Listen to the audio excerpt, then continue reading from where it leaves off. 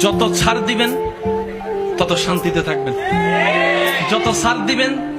তত আপনি ভালো থাকবেন,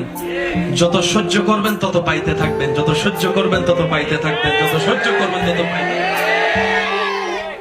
হীরা এমনি হয় না, অনেক পথ পার হয়ে হীরা দামি হীরা হয়। স্বর্ণ এমনে তেমনে স্বর্ণ হয় না,